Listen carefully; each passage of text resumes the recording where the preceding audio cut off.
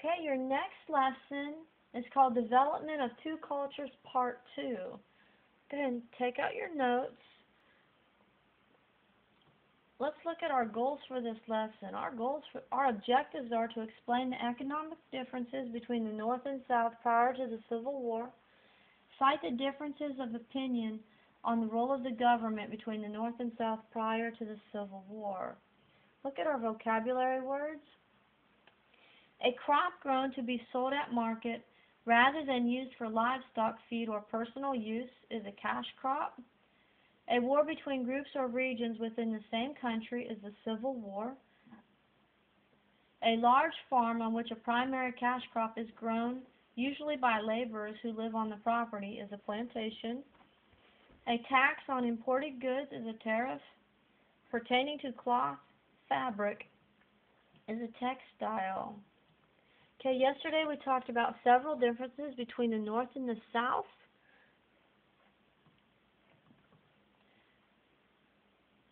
So I am really smart. I'm smarter. I own 4 whole branches. I own 5, and mine have more leaves than yours. So, mine have fruit on them. So, I'm wearing a nice gray hat. Mine's blue like the sky. Oh yeah? Mine has a feather. Just about every city has them. 2 large department stores practically side by side, each trying to outsell the other. Store A puts backpacks on sale. Store B immediately puts backpacks on sale and items that go in it. Not wanting to be outdone, Store A comes back with shoes. Store B quickly puts shoes and socks on sale. Welcome to America right before a civil war began. The North and South were doing their own thing. The South was into agriculture and cotton. The North was into steel and industry. They were both trying to get other nations to buy their goods.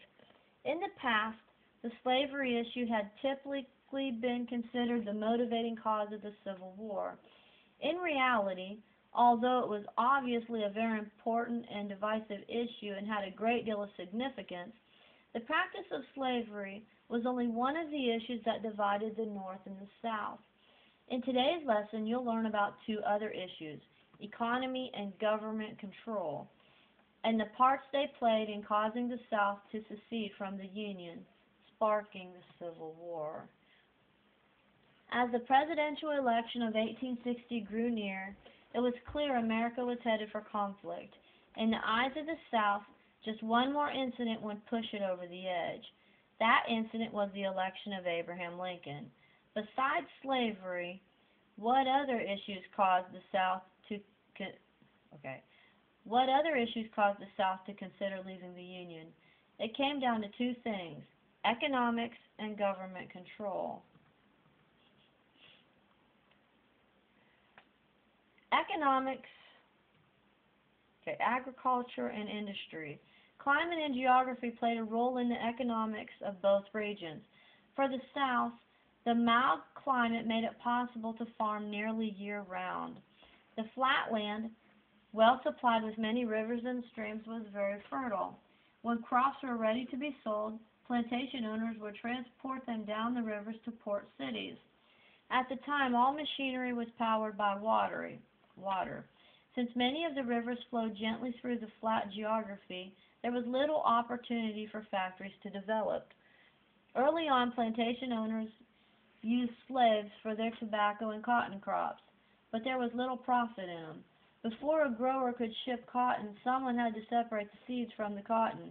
Cotton growers had slaves pick the seeds out. Because this was a very tedious, time-consuming process, cotton had not been a major crop. The cotton gin changed all that, however. As we talked about Eli Whitney inventing the cotton gin. Eli Whitney's invention revolutionized the production of cotton and made cotton the cash crop of the South. The cotton gin made removing the seeds much easier and faster. As a result, cotton became very profitable. The phrase "King Cotton" was coined during this time to illustrate the importance of this crop. In the northern United States, on the other hand, the climate became quite harsh during the winter months. In addition, the hilly and mountainous terrain did not lend itself to large farms. Instead, along the rushing rivers and streams, industry emerged. Iron ore was discovered, and as recent inventions and innovations made their way to America, industry became king in the North.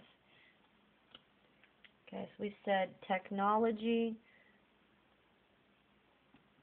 industry, labor. Cotton was needed in the North and British textile mills. The opportunity for huge profits created a demand for more slaves to pick the cotton. In this manner, slave labor became the best way for plantation owners to meet the demands of their customers and make the largest profits. As a result, the South became an agricultural society based on slave labor.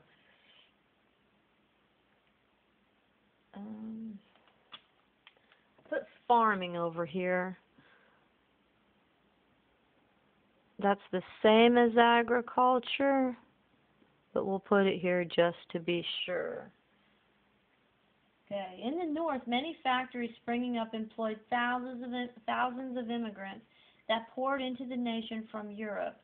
It was known that the South used slave labor, and obviously this translated to fewer job opportunities in that region.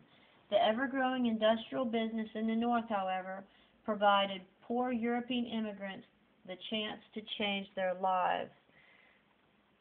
Okay, so people are here from England, but people are also coming to the North from Europe. So I'm going to put Europe over here.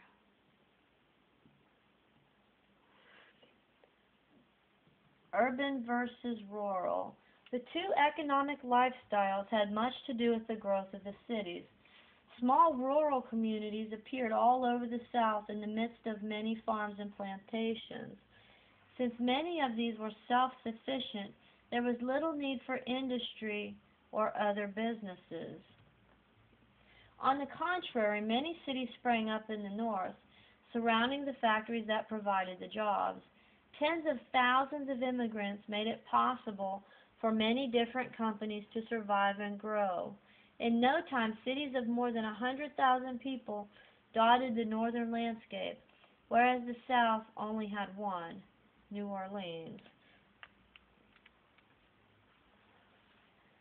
Okay, the North had many large cities. The South only had one city over 100,000 people, and that is New Orleans. So I'm going to write New Orleans here.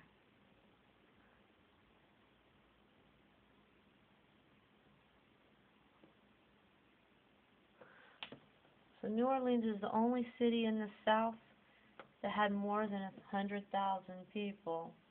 Transportation. The two kinds of economic growth had a direct influence on the forms of transportation that developed.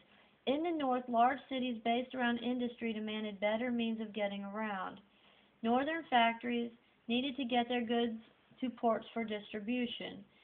As a result, there was a wave of transportation innovations made prior to the war. Canals were built, thousands of miles of railroad tracks were laid, well-maintained roads were being constructed between cities. The ease with which people and goods could be moved added to the growth surge.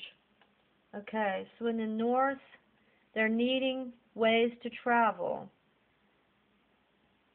So they're building roads and railroads.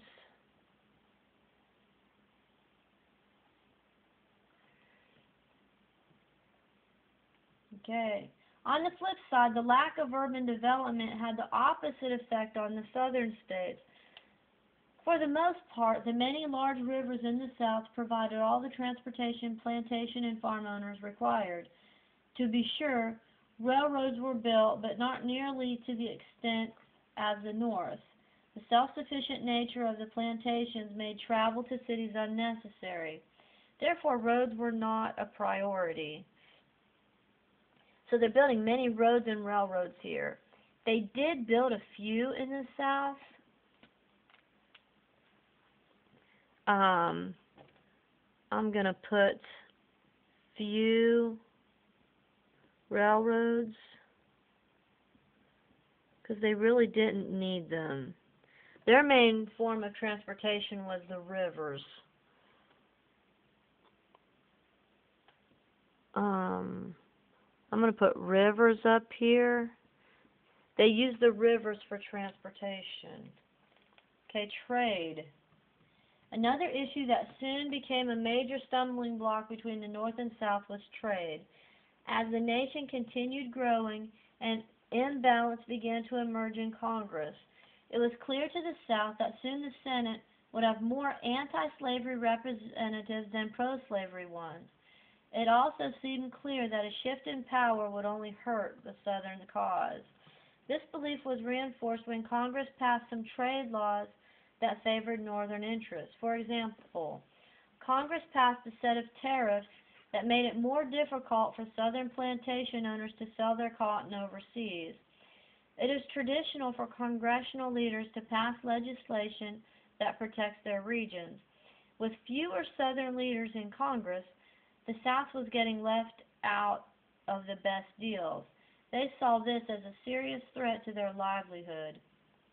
Let's talk about the government. Differing viewpoints.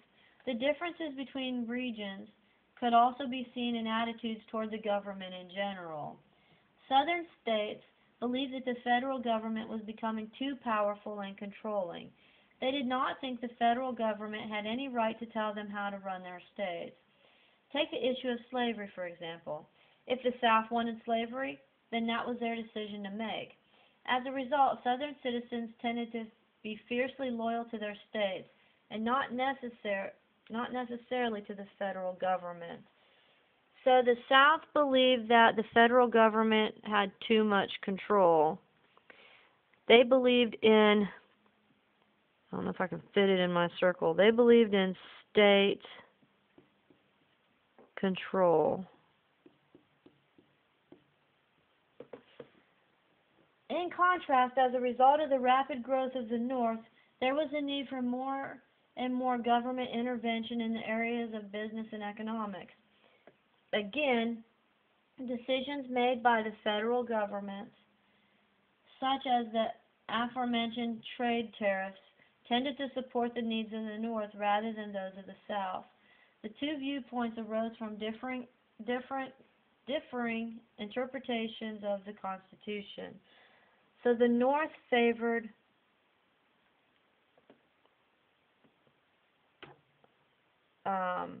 government control.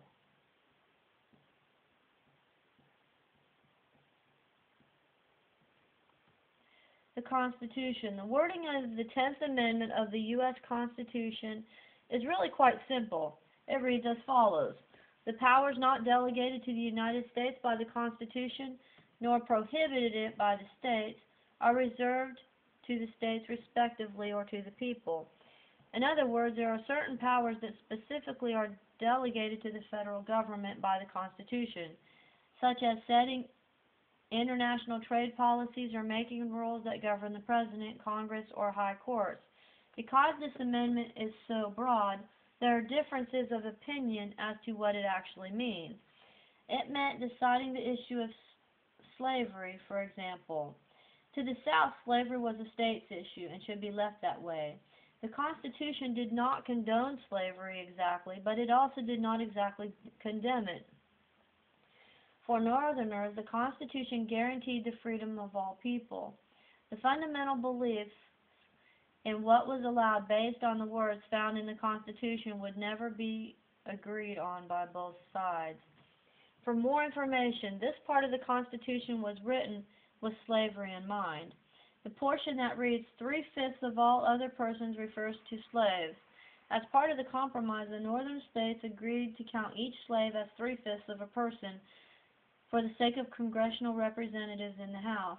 Otherwise, the South believed the North was being given an unfair advantage by being able to count all people living in those states. Incidentally, this compromise helped to elect Southern slaveholders to the presidency in 12 of the first 16 elections through the Electoral College process. Okay, so in the government, the North has more representatives in government than the South.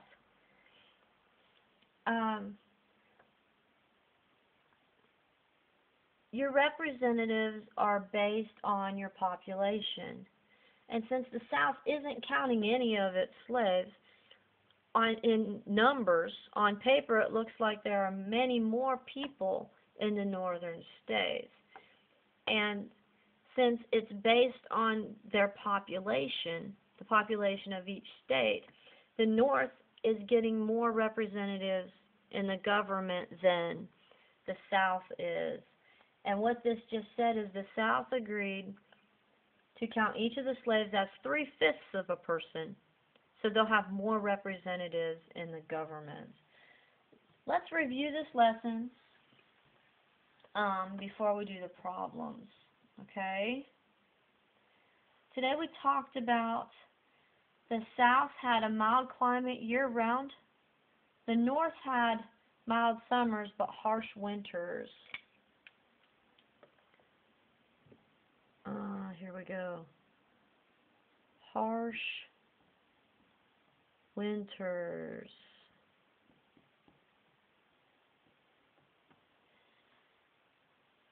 The geography, the South was generally flat with gently flowing rivers. So they had flat land, which again made it ideal for farming. The North had many hills and mountains. Forgot my S. Okay, the labor in the South were slaves. The labor in the North were immigrants. The South was rural with few large cities. The North had many urban cities. It was urban with many large cities. Transportation in the South, there were few roads and railroads. Most of their transportation was on the rivers. The North had canals, roads, and railroads. The government, the South wanted less federal government intervention. They wanted more states' rights. The North wanted more federal government intervention and fewer states' rights. Okay, go ahead and review this lesson and answer the questions. Turn your notes in.